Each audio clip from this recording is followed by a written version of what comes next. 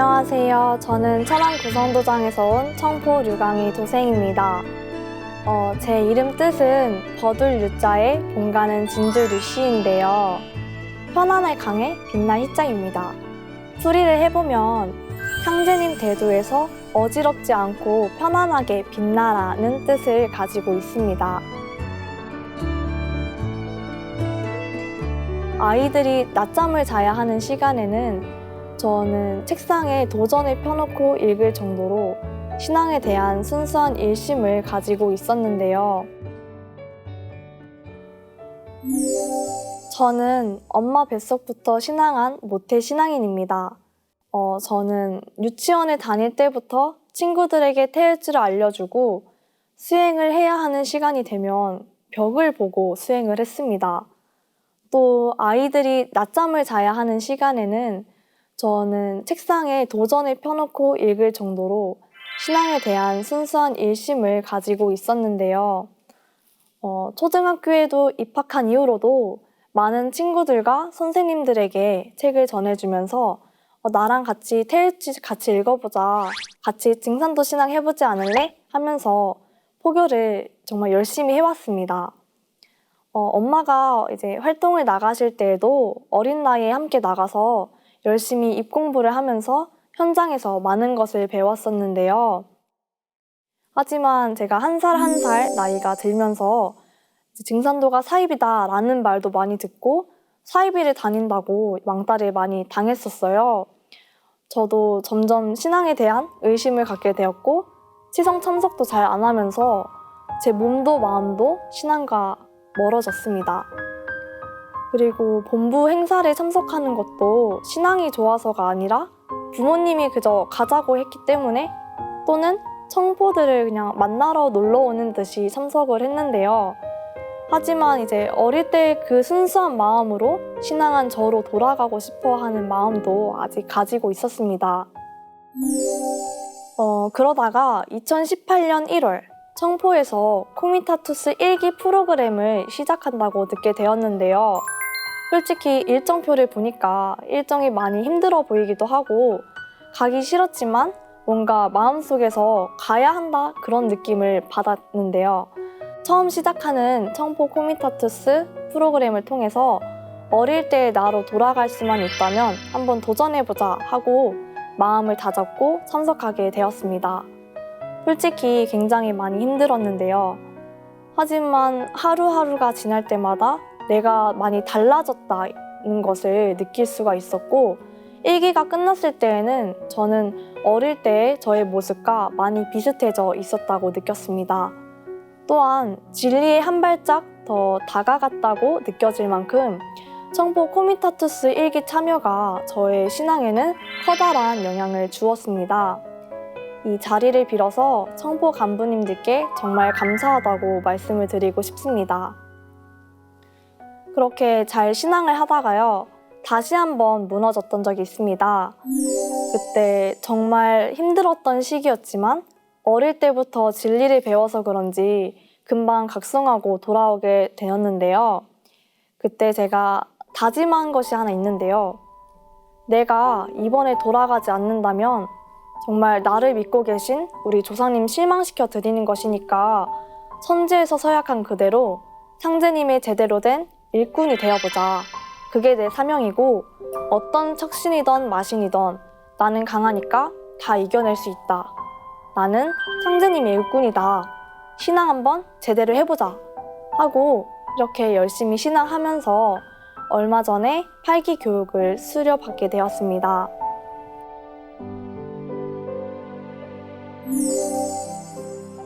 저는 솔직히 조상님에 대해 아무 감정이나 느낌은 없었는데요. 조상님 하면 그냥 조상님이고 조상님이 그렇게 저에게 크게 와닿지는 않았습니다. 그런데 어느 날 이제 우리 가족이 이제 이사를 가서 이사치성을 하는 날이었는데요. 열심히 음식도 준비하고 치성을 시작하게 되었습니다. 수행을 하고 수행이 끝난 다음에 묵송의 시간을 가질 시간이었는데요.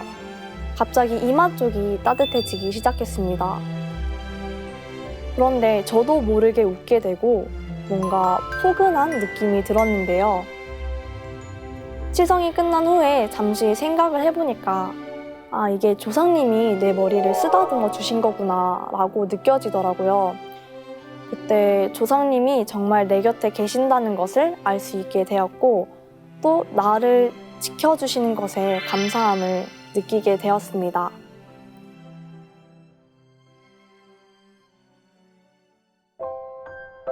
뭔가 먹기만 하면 토해내고 물만 먹어도 토하면서 정말 매일 죽을 듯이 고통을 호소했는데요. 그때 저는 태일주가 약이라는 것을 알고 있었기 때문에 태일주를 읽어서 꼭 살고 싶었습니다. 제가 6살 때 알레르기성 자반증이라는 병을 앓았는데요. 그때 장기들이 급속하게 딱딱해지는 것이 손으로도 정말 느껴졌습니다. 일주일 동안 뭔가 먹기만 하면 토해내고 물만 먹어도 토하면서 몸이 어떤 것도 받아주지도 않고 정말 매일 죽을 듯이 고통을 호소했는데요. 보통 사람은 죽을 때가 되면 안다고 들었는데 저도 내가 정말 이 어린 나이에 죽는구나 싶은 생각도 들었습니다. 그러다가 2010년 음력 9월 19일 날 상제님 성탄절에 태상 종도사님께서 도공을 내려주신다고 하셨습니다. 그날 저와 아빠와 엄마는 편의점 앞에다가 차를 세워서 담요에 절을 쌓아 태일궁까지 업고 들어갔는데요. 도공이 시작되고 나서 저는 태일주를 읽으면서 힘없이 손을 흔들다가 옆으로 픽 하고 쓰러졌습니다. 그때 저는 태일주가 약이라는 것을 알고 있었기 때문에 태일주를 읽어서 꼭 살고 싶었습니다. 그래서 엄마에게 엄마 나한테 도공을 한 번만 해줘 라고 말을 했는데요. 그렇게 엄마에게 신유를 받고 기적처럼 낫게 되었습니다. 제가 태일궁에 들어갈 때는 담요에 쌓여 엎혀갔었는데 태일궁에서 나올 때는 제 두 다리로 멀쩡히 걸어 나와서 완치가 되어서 돌아온 건데요. 병원에서는 이건 기적이다 라고 할 정도로 정말 믿지 못할 사건이었습니다.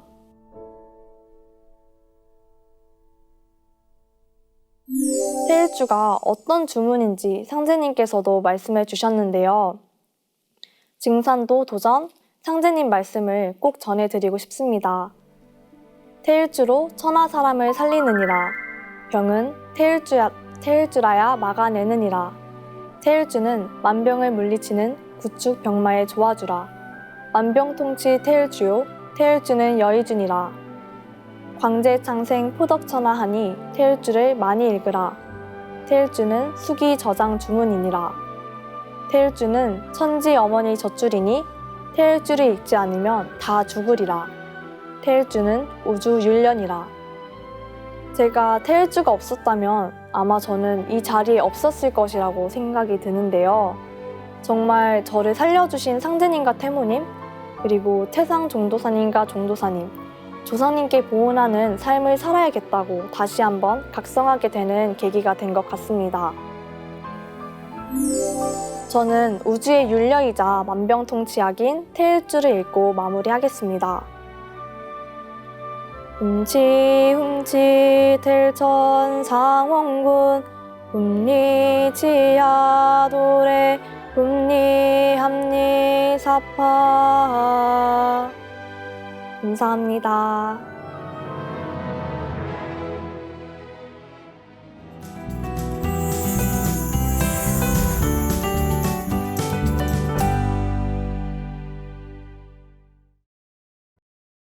안녕하세요. 저는 본부 안도현 태을랑입니다.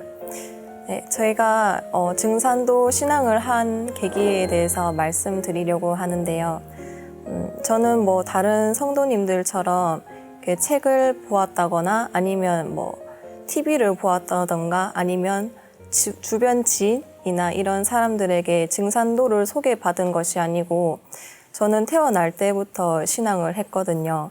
부모님께서 대구에서 신앙을 하셨는데 이렇게 눈이 맞으셔서 제가 이렇게 태어나게 되었습니다. 그래서 저는 어린 시절부터 증산도를 했는데 다른 분들은 증산도를 처음 들으면은 증산도? 그게 뭐야? 하면서 이야기를 하겠지만 저는 태어날 때부터 했기 때문에 증산도는 저에게 있어서 너무 친숙한 것이었고 또 저희 생활 그 자체였습니다. 그래서 제 이름도 길도자에 현묘할 현자라고 우주와 하나 되어서 계속 도를 닦으면서 살라고 이름도 이렇게 증산도 진리와 맞게 이렇게 이름을 지어주셨는데요.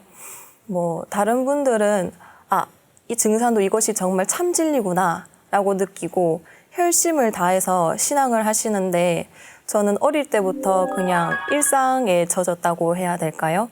그렇게 혈심을 다하면서 신앙을 하지는 않았습니다. 그렇게 하지만 뭐 이렇게 혈심을 다하지는 않았지만 저는 이렇게 도장 일정 같은 거는 정말 꾸준히 잘 참석을 했거든요. 그래서 다른 분들처럼 이렇게 막 정말 정신이 이렇게 성성이 깨어져서 신앙하는 것은 아니었지만, 최근에는 좀 이렇게 신앙을 열심히 하고 싶다라고 느낀 계기가 있는데 그 계기에 대해서 저는 이야기를 하고자 합니다. 한 2, 3년 전에 이렇게 제가 도공 체험을 크게 한 적이 있는데요. 제가 한 2, 3년 전에 대학교 여름 계절 학기를 수업을 들었는데 거기에서 한 여자 후배를 만났어요. 근데 그 아이가 정말 이렇게 밝고 활기차고 긍정적인 아이가 있었는데 그 아이가 너무 좋은 거예요. 그래서 제가 딱히 막 포교해보고 싶다 이런 생각은 없는데 이 아이는 정말 포교하고 싶더라고요. 그래서 그 아이를 포교하기 위해서 이렇게 환단곡이나 이렇게 우리의 잃어버린 한민족 역사 이야기를 하면서 이렇게 그 아이와 친해지고 이 아이가 과연 증산도 진리 이야기를 무엇을 좋아할까 고민하면서 이야기를 하는데 역사 이야기를 하면은 정말 좋아하는데 약간 종교적인 느낌이 들면은 이 아이가 좀 약간 눈치가 이렇게 좀 싫어하는 눈치를 보이더라고요. 그런데도 저는 이 아이를 정말 꼭 포교하고 싶었기 때문에 이렇게 별로 안 하던 정성 수행을 이렇게 본격적으로 하면서 이 아이를 꼭 살려주세요 하면서 기도를 했거든요. 그렇게 수행을 하고 기도를 하다가 이렇게 대구에서 제가 원래 고향이 대구거든요. 그래서 대구에서 도공의 날이라고 도공을 했는데 도공을 딱 시작을 하니까 이렇게 모르는 할머니라고 해야 되나? 이렇게 그 아이의 조상님들 같았어요. 그 조상님들이 제 몸에 응감을 하셔서 그 조상님들의 감정 그런 것들이 제가 이렇게 막 느끼게 되었거든요. 그래서 저도 모르게 막 눈물을 흘리면서 막 소리를 지르면서 막 제가 하고 싶은 말은 아니지만 그게 막 나오더라고요. 막 살고 싶다고. 증산도 신앙을 해야지 우리가 사는데 네가 멍청해서 여기서 너는 그 대상자 아이겠죠? 네가 멍청해서 진리를 알려줘도 모른다고. 그런데 우리는 정말 살고 싶다. 근데 우리가 너무 힘이 없어서 도와줄 수가 없어서 정말 미안하다. 하지만 제발 살려달라고.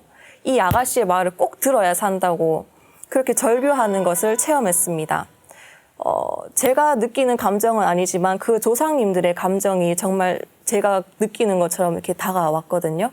그래서 정말 처음 느껴보는 그런 슬픈 감정이었는데, 뭐라고 비유를 해야 될지 모르겠는데, 억지로 감정이 이렇게 밀려서 주입되는 느낌?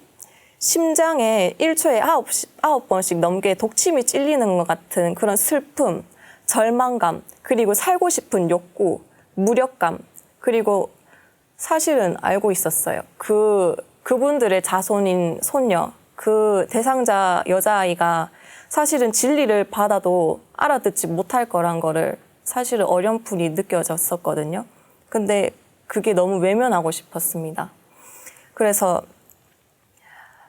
저를 만나서 그 아이가 증산도로 들어올 수 있는 기회가 생겼다는 게 조상님들이 너무 그 기회, 저를 만났다는 게 너무 기뻤다는 것도 알겠고, 근데 그 기회를 놓칠 것 같다는 그 절망감이 더 크게 느껴졌습니다. 수천 개의 자손 중에서 단 한 명한테 유일한 기회가 찾아왔는데 뭐 누가 방해를 하는 것도 아니고 그냥 그 아이가 머리가 굳어져서 눈으로 귀로 복고 듣는데도 모르니까 속이 너무 답답해서 심장이 멎어버릴 것 같았습니다. 그리고 그렇게 그런 감정을 느끼고 나서 정말 이 조상님들이 이 자손 아이를 살리기 위해서 정말 절실하구나. 내가 어떻게 노력을 하면 되지 않을까라는 생각에 제가 이 도공을 체험하고 나서 그 아이에게 증산도 진리 일관법인 우주관을 전했거든요. 그래서 솔직히 예상은 했어요. 이 아이가 별로 안 좋아할 거라는 걸. 근데 진짜 그 우주관에서 보면은 이때가 개벽이고 살아야 하는 때다라고 이야기를 했는데 오히려 표정이 싸늘하게 변하면서 언니 저는 종교는 하기 싫어요 이러면서 그 후로 연락이 단절되었거든요. 그래서 역시 그럴 줄 알기는 했지만 그래도 마음이 너무 아프더라고요. 정말 처음으로 꼭 살려보고 싶은 아이였는데 그게 안 돼서. 그리고 조상님들이 어떤 감정인지 아니까 그게 너무 죄송한 거예요. 그래서 이제 이 아이와는 끝이구나 싶어서 있었는데 그 다음 주에도 또 도공의 날이었거든요. 그래서 대구에서 또 다시 도공의 날이라서 도공을 하는데 솔직히 체험을 못할 줄 알았어요. 근데 다시 그 아이들의 조상님들이 또 제 몸에 응감을 하시더라고요. 그때 저도 모르게 막 계속 눈물을 흘리면서 그 증산도에 이렇게 오시면은 이렇게 신단이 있는데 거기에 조상님 위패도 같이 모시거든요. 제가 막 울면서 기어가서 조상님 위패 있는 쪽으로 가서 막 부여잡고 울면서 저도 모르게 막 소리를 지르는 거예요. 증산도에 우리도 안치되고 싶다고. 진짜 증산도에 들어와서 위패에 이렇게 안치된 사람들, 이런 다른 조상들이 너무 부럽고 질투가 나고, 근데 이 증산도 신앙은 하지만 제대로 나오지 않는 사람들이 너무 미운 겁니다. 어차피 들어와서 제대로 하지도 않는데 차라리 우리들이 들어가서 그 자리를 차지하고 싶다고. 우리는 아예 증산도 신앙을 하고 싶은데 들어가지도 못해서 이렇게 발만 동동 굴리고 매일 울면서 밤을 지새우고 절망에 빠지는데 들어와 놓고서는 열심히 하지도 않는 그들이 너무 미웠습니다. 하지만 가장 슬픈 것은 아무리 절규하고 질투하고 미워해도 증산도에 들어오지 못해서 이 저 위패에 걸지 못한다는 그 사실이, 그 모든 절망적인 감정이 사실 다 부질없다는 그런 공허함만을 남겼습니다.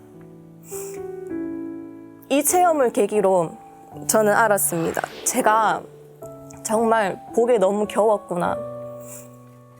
여러분들이 고민을 하고 증산도에 만약 방문을 하신다면 저는 딱 한 가지 확신해서 말씀드릴 수 있는 게 있습니다.